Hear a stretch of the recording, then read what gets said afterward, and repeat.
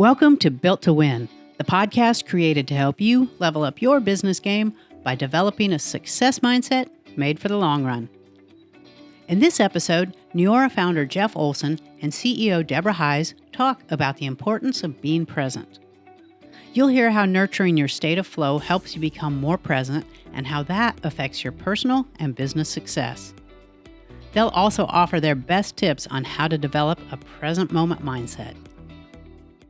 Welcome to another episode of the Built to Win podcast. I'm Deborah Heisz, and I am here with Mr. Jeff Olson.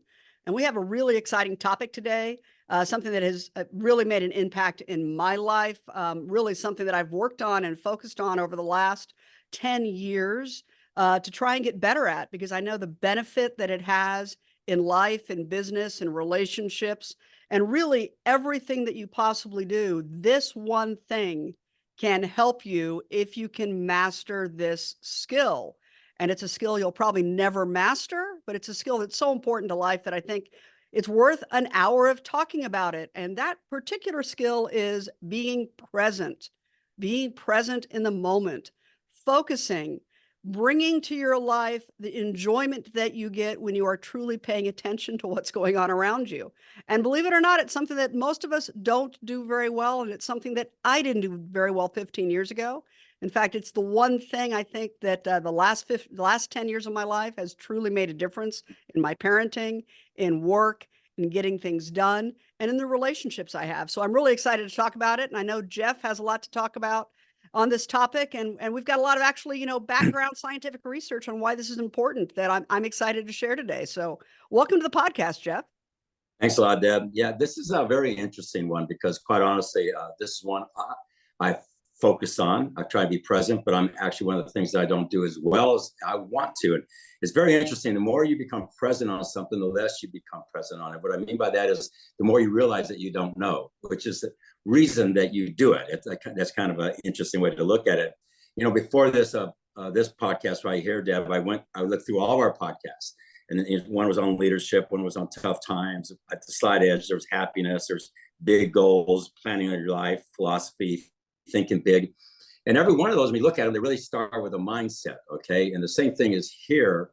We talk about being present. That is a mindset. But you think about it, if you went through all those different podcasts, every one of them got to in that podcast would get to a time when they really are talking about you're focusing on a moment in time to make something happen. And that's what this is about. And so it sounds so obvious. And I think it's because it's so obvious, we miss it, and in my book, The Slide Edge, I speak to this. I speak to that, we all have goals. Not we all have, but we all should have goals. I think everybody has goals. Some people have their goals more defined, and the more defined they are, more real they become to them, and more likely that they're going to achieve them. But they have a goal, and regardless of what that goal is, the only thing you have in achieving that goal is the moment, and the moment is insignificant compared to that goal. And quite honestly, the activities that you'll do to achieve that goal in the moment really don't matter. What I mean by that, if you want to get somewhere and here's the things you got to do to get there, if you do it today, you're really not much closer to it. If you don't do it today, you're not that any further away. So the difference between doing the activity and not doing the activity in the moment is insignificant, but the moment is the only thing you have. It's a funny thing. And so you have to string together these moments in time to achieve big goals. And so it's about being present. And this is a very difficult thing to do because around you are distractions all the time. All the time there's distractions coming from so many directions. And it's up to you to have a mindset which comes from a philosophy that you are going to focus on the things that matter. And it's really interesting when you do this. It's almost like you start telling your conscious brain, your conscious brain starts telling your subconscious brain what's important. Where do I want to be present versus where I don't want to be present? So these things all start tying together. Present, moment, goals, philosophy, because it's your thoughts are telling your subconscious brain what you want. Because your subconscious brain, again, I've said this over and over, is a slave to you. It'll do whatever you want, okay? And what you want it to do is focus on the things in the moment that are going to achieve the big goals that you want and eliminate all of those distractions. So it's a very interesting conversation because it'll play in your personal life. You'll play in how you interact with your children.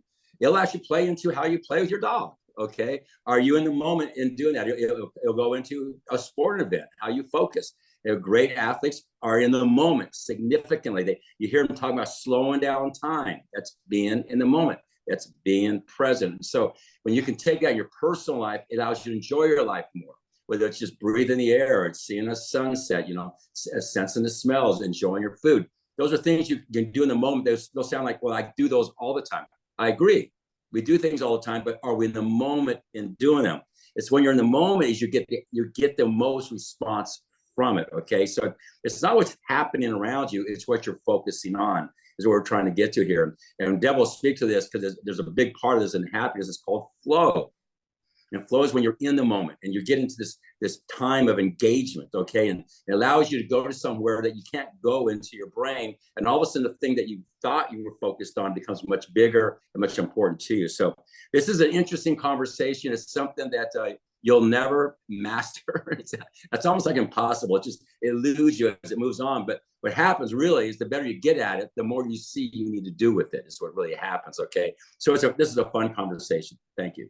It really is, Jeff. And I'm glad you brought up flow because it is a huge part of happiness. Martin Seligman did the research that really kind of founded positive psychology, and he developed this model, which is called PERMA, which is positive emotions, engagement, positive relationships, meaning, and achievement.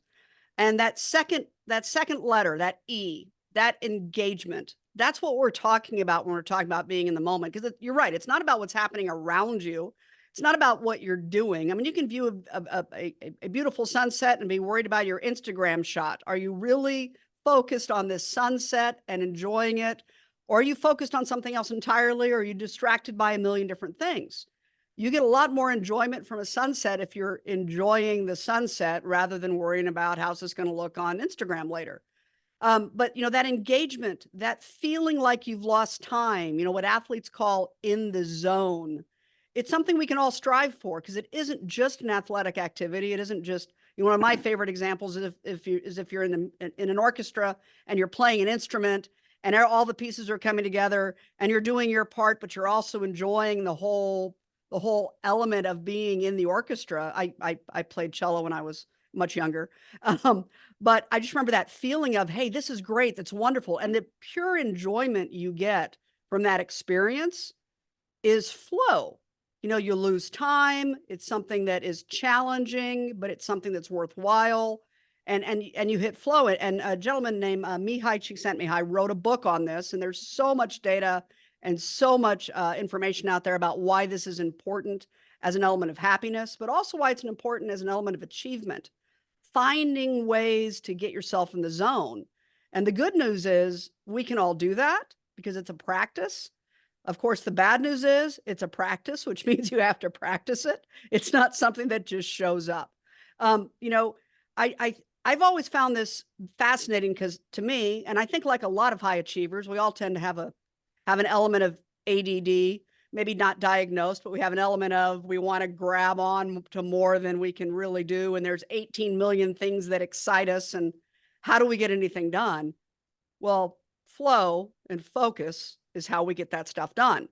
And so when I really started looking at this, I guess almost 15 years ago, for me, I identified this as something I really needed to work on. I needed to work on not bouncing from meeting to meeting and conversation to conversation and getting engaged, but actually creating time frames and moments where I'm intentional with where my mind is, not just intentional with where my body is. Like you put something on a calendar, you can show up, but are you truly engaged in that moment? And it really did bring a lot more success and a lot better relationships into my life to be able to do this. So I found it very interesting. So, I know that both of us have our different practices and you and I both think this is really important, but we approach it differently. So how do you, Jeff, create the moments where you find yourself really focused and able to focus? Because you can't do it 24/7. It's not possible. There's too much else going on in the world. But what do you do to get into that point? Okay, I'll go into that for a second. I want to reflect real quick because one of our podcasts we did recently was mom guilt. And that was my Renee talking to Amber. when we're as a family, and they spoke about when they focused, they had it called ambi time. It was when Renee was building business, but she would get, and Amber wanted attention, so she'd give her ambi time and say, pick the hour and we're just gonna spend our time. That's an example of focusing. Okay, that's a, you know, it's not maybe focused on a specific thing, but she took an hour dedicated to that. And it creates that moment. And they're speaking about it now decades later and how it affected them and it's affecting future generations. So that's just a fun example how it plays into your life, okay? And it can play in so many parts of your life. But for me, if you watched me, if you hovered over me every single day, when I get up, I have a routine that allows me to, I think routines are important because routines allow you to be more focused than versus, you know, if you're constantly deciding what's next, you have a tendency to get distracted. Okay, so I believe in routines, whether it's what you do first thing you get up, whether it's your exercise, your diet, you know, your reading, your meditation, whatever that might be. I have my routine, but routine always ends up at my desk. Okay, and it always ends up with me making a list, and it's every single day. I mean, it is something I do every single day, and I have multiple lists. I have lists that pertain in business, and I have lists inside the business of things. I have lists in my personal life, okay? And many times I just go through it and I rewrite the list because it's just a way of reaffirming it to myself what's important. And so for me, it starts with lists, okay? Because when you do that, you start saying what's important. And because if it doesn't make the list, it's not important. So it's not something to focus on, okay? And so that very clearly, I have communicated to my subconscious mind. I've communicated to myself. I have, you know, I've quantified that these are important things, and I always pull out a red pen, and I make really kind of not these little red dots, big red dots next to the things that have to happen today. And I never, most of the times, I don't get those all done. Okay, but these are things that I'm really going to make sure I got to nail the red things as much as I can. Okay, and I prioritize those things. And the other thing I do is I separate things from things that I need to do while I'm sitting at my desk, while I'm near my computer, while I'm, you know, near my files, where I have my information. And I have a separate list of things that I can put on this little notepad that I can just do as I go. And so you might got to go to a doctor's appointment, or if I'm going to go and sit at one of my favorite places on the beach, like I like to do. And Deb knows this because, you know, when you get the calls, you're on that list because you hear background noise, okay? Yeah.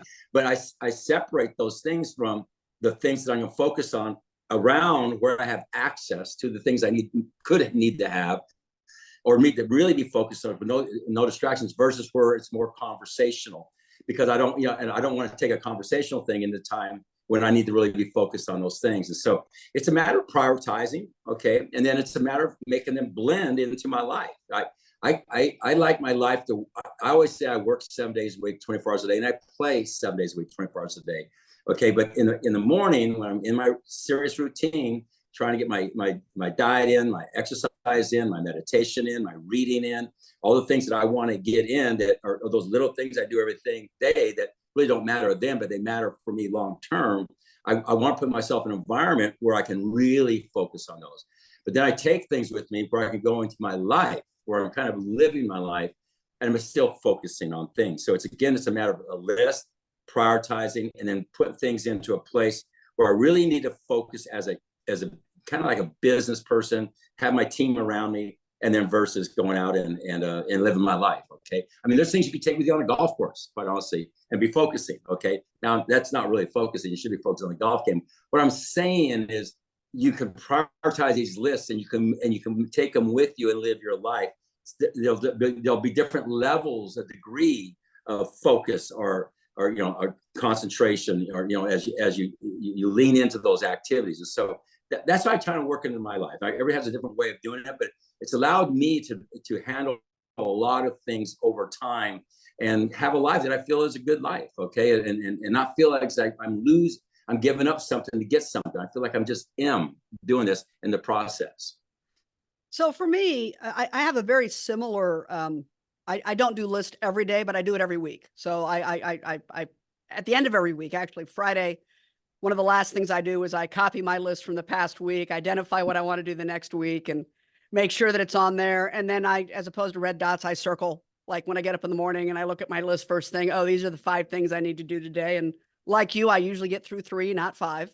But you know, you still have that, and the next day they get a second circle, you know, so that they're drawing my attention. But I build lists. But for me, a critical element of finding time to focus and actually creating the mental space where I feel like I can focus is calendaring. I am huge on scheduling. And I don't mean like scheduling meetings here and there. I mean actually putting time in my calendar to do the things that are important to me or important to what I'm trying to accomplish, so that that time is blocked. And so that I don't have the distraction of, you know, of I'm trying to do 18 things and work it in. So if let's say I've got something I really want to write, I have to calendar that time and put it on my calendar in order to get that done. And, you know, one of the things that I found really interesting when I was looking through my notes on flow, because, you know, this is something we've been talking about for years at Live Happy, was how to find flow, how to find it. And one of the things that really struck me was identifying your most focused time of the day.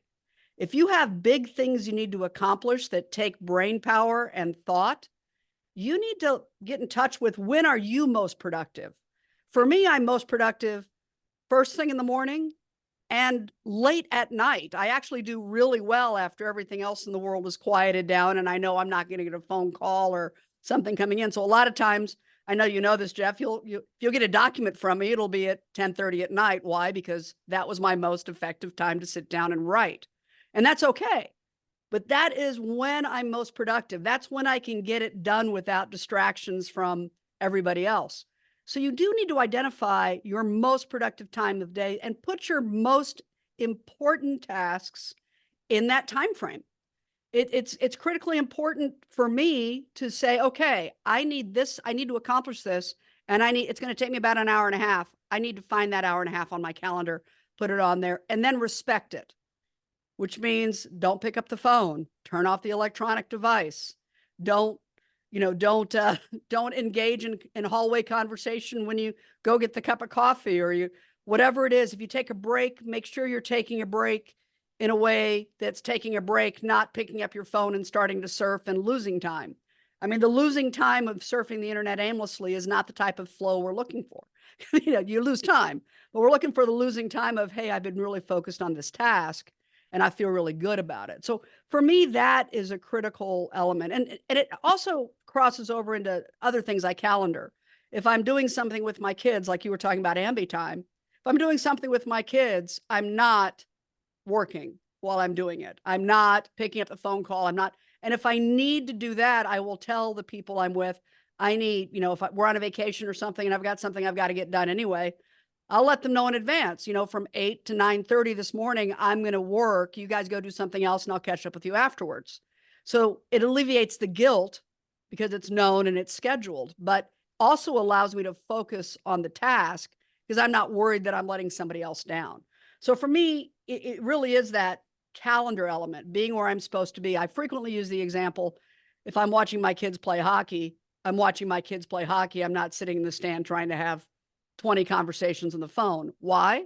Because when they look up, they know if I'm having 20 conversations on the phone rather than watching them play. The other one that is, for me, that I found really interesting was, in order to find flow, you have to get rid of anxiety and boredom. You know, anxiety is created when you've bitten off more than you think you can chew and you spend more time worrying than working on it. You have to break your tasks down into, hey, I can get this done and I have confidence. And you have to find the confidence to do them. Anything that's too hard produces anxiety. The same is true of boredom. Anything that's too easy produces boredom, and you can't achieve that state. So focusing your tasks on things that are challenging and rewarding to you is another way to really feel engaged. I mean, if you're not doing something that you find that you understand the reward, once again, we've talked about this in the past, if there's no why, you're very unlikely to be able to stay focused and engaged in it. So those were two of the things that I thought was really interesting from my notes. And, you know, the impact it can have on your life, is massive. One of the things I really think about is, and this is a Deborah philosophy, not necessarily a philosophy shared by everybody, but I view time as event driven. And, you can sit here today and think back a year and think, wow, the year really flew. Or you can sit back today and think about the things that really made an impression over the last year, right? So if you're in focus and you're focusing on something, you're creating a memory. You're creating an experience that enhances your life, and you look back on your life and you say, hey, I'm really accomplishing something. I'm really getting stuff done. I feel really good about it. Whereas if you just are going through the motions, that time is gone and you never get it back. So for me, this engagement piece and this focus piece is huge for happiness, but quality of life, and also that sense of meaning and purpose that is so important to all of us. So I just think it's so worthwhile. I'm very passionate about this, as you can tell. And you just have to find a way as a person to decide what's important to you and decide it's worth focusing on, and develop a method where you can create the space to do that. Right. I'm glad you said the word meaning and purpose, because I actually think without truly having that in your life, that's your why to a certain degree. They kind of the same thing. It's hard for you to have your focus because you don't know where you're going. Okay. And that's what this is all about, is because once, you really think about it, we'll get back to business. A business is nothing but a group of people who come together around a common goal, a common purpose, a common meaning. As a leader of a group, what you want to do is get the right people who are in alignment with what you want to do, which your beliefs, your values, your character, your integrity, your purpose, your meaning, because then you have the right people on the field to play with, okay, that will focus on the same activities. And that, you've heard me say that word synergy. Synergy is a group of people go someplace together and won't go to by themselves. That doesn't mean they're together and they're all distracted doing different things. That means they're together focused on the same thing. And one of the things I love that we do, Deborah and myself and our management team, is we get together on a regular basis, sometimes physically, and this is our quarterly, where we really focus on certain things. And our whole goal is to come out of there with a list. Now, these are the things that we're going to be present in. And we get together once a week to go over that list. And there's each one of the things on that list has a leader, but we're all responsible for everything on that list. But the person listed is the one kind of leading that. And we discuss it, that we're creating a moment in time. We're creating a focus. It's us collectively doing that together allows us to focus on all these activities that lead to the success of the company. And so that's a great example. You have your goals, you have your mission statement of a company, your vision of a company, you have your purpose, your meaning. I hope a company always has a purpose and meaning behind it. There's no different in a person. You should have your vision and your mission, what's important to you. But eventually it breaks down to activities, okay? And those activities, like we started out with, eventually will break down to a lot of different things that need to happen to achieve it. And that's why I said earlier, and most of those things in the moment are insignificant, but they are the only thing you got. That's why you got to learn to focus on them. And if you don't know what they are, you don't know the significance of dealing with them on a regular, consistent, persistent basis over a long period of time to achieve your goals. And what you do is you're just a wandering generality. And I hate to say this, but a lot of people, I almost said the word most, okay? And I don't know where I'm at on that one, okay? But a lot of people, when I see people who are not experiencing success in life, it's very easy for me to see that they're all over the board. I mean, I have some dear friends that I know personally. They're constantly coming to me for advice, but the thing is, it's almost new advice on a different thing every single time. And I would rather they come back to me for advice on the same thing they came to me for advice on before, because I know now they're narrowing it in. But what they are is they're just multitasking in life, okay? And so, and I'm okay with that to a certain degree until but you eventually got to narrow in on what's important. Who am I? What do I want to achieve? What are my goals? What are my aspirations? What are my dreams? Okay, what is the meaning behind those for me? What is my why? Those got to break down to activities, and then those activities got to get down to in the moment, being present in those things. But until you define them, how could you be present in the things that matter if you haven't defined them? How could you know which ones to do first if you haven't prioritize them? How would you know the things that you need to put into your thinking zone? I'm like Deb. I have to do my high time is in the morning. I don't like having to do calls in mid to late afternoon because my brain goes into fog zone. It really bad, and I come out of it in the evening like you do. It's the weirdest thing, but I have this really intense time in the morning where I'm great. I have where I just have a fog head in the middle of the afternoon where I just need to just do mundane things, and then I drift. I can go into the evening and start focusing again. Okay, so it's a matter of taking those things and putting them in those buckets, like Deb just spoke of. But again, like we've spoken about before in these podcasts, it all starts with awareness.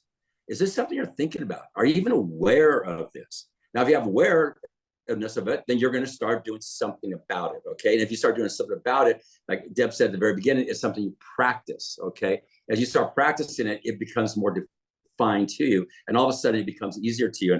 And it's amazing all of a sudden, the world that looks complicated, or the world that is almost scary becomes very clear. Okay, you become very focused on things, and you really start focused on the things that matter. I find most people that most of the things that they worry about, 95% of them never happen. That's not being focused. Okay, that's being distracted by the negativities in life, the negative subconscious brain. Your brain will go to your subconscious will go to a negative place unless you keep on reaffirming to it a positive thing. That's why prayer is important. Prayer is a way of programming your brain. Prayer is a way of focusing. If you look at any prayer, you're focusing, okay? Affirmations are the same thing. Anytime you do that, you're focusing. Meditating, you're focusing, okay? If you look at successful people, they're good at those things, okay? Because they're taking the world and they're narrowing it to a very specific thing, and they're narrowing in on it, and that thing grows. But they always say what you expect and inspect grows. And so you ask yourself, what are those things in my life? What's that list? What's that priority that I'm inspecting and expecting, okay? That will grow because I'm focusing on them. What I find is people have a tendency to be just all over the board. And when you're doing that, you really just go nowhere, and you kind of honestly, you become very frustrated. It's kind of a scary place to live versus where you're going. It might be hard getting to where you're going. It might be frustrating getting to where you're going, but at least you know where you're going, okay? And so that's what this is all about, is being present. And it's a cool thing.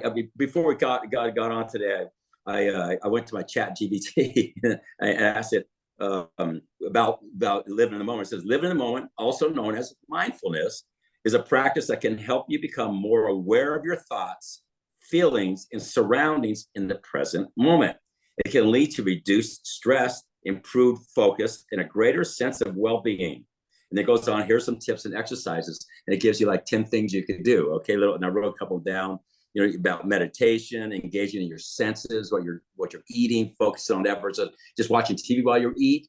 An example is just taste your food, okay? That's not going to make you successful. But this is part of you becoming aware of focusing on something, going from just eating and watching TV to eating and sensing the thing. It's focused on a task in hand. It says practicing gratitude, which is Deb's talked to, limit your multitasking, taking mindful breaks, which is taking breaks where you just focus. You ask yourself, am I on track? Am I doing what I'm supposed to be doing? Using reminders around you to constantly remind you to go back on track, because you might have drifted off and you don't even realize you've done that. A proactive deep breathing, and when I love, and I read this from ChatGPT, is it says accept your thoughts. And it said when negative thoughts come up, and I really like this one because it's something I do pretty well, but sometimes I don't. It says when a negative thought comes up, don't run from it, lean into it, accept it. It is what it is, and then just move back to your center and start doing the things that you need to do. Okay, and so it's just those are simple little life things you're doing, but those same things happen in a bigger way in your business. And quite honestly, successful people, what they learn how to do is they learn how to, number one, do it themselves, but more importantly, get a group of people around themselves doing that, okay? And that's how a company or a person or organization has success, because they come together around tasks and they focus on those tasks versus by being distracted by a bunch of meaningless, I should say, things. Okay. And so it's a really neat thing that seems easy. It's easy not to do this kind of sleight of edge. Okay. And if you don't do it today, it won't break you. But if you do it today, consistent, persistent over time, it will truly change you and the people around you and what you're able to achieve together. I think one of the things that, just going back to the flow, one of the things that I read, which I had not really, you look over your notes and you always find something that's new, right? You thought you knew it, but you look over your notes and you realize, oh, this is something I'd forgotten. One of the things about flow, about focus, about engagement is that it's better. You feel positive emotions and you feel accomplishment and you feel a sense of self-actualization. All of those things are enhanced when you do it with the group. If you're in a brainstorming session around something, or if you're planning something together and everyone is truly engaged, your positive emotions and your positive relationships are just enhanced by that experience. And, so when you talk about, leading other people and helping other people do that and discover that, it really does allow you to accomplish more. You've said so many times, two minds make a third more powerful mind. And that's really what we're talking about. Two people fully engaged, you can do more than you could do by yourself or that you could do as two individuals. And it's amazing. The other thing, just from listening to what you said, the way I always look at life is you're not done. I mean, there's no point that you shouldn't be setting goals. There's no point that you shouldn't be trying to achieve more. There's no point in life, at least from my perspective, that you're ready to sit back and just enjoy the fruits of your labor.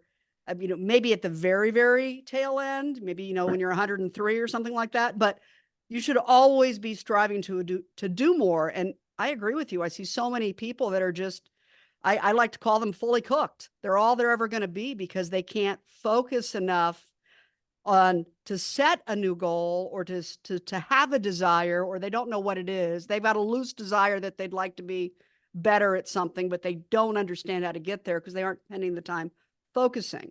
So for me, that translates into living with intention. You should be intentional about your life. Not every second of every day. It's okay just to goof off and rest and relax, but that's rest and relaxation.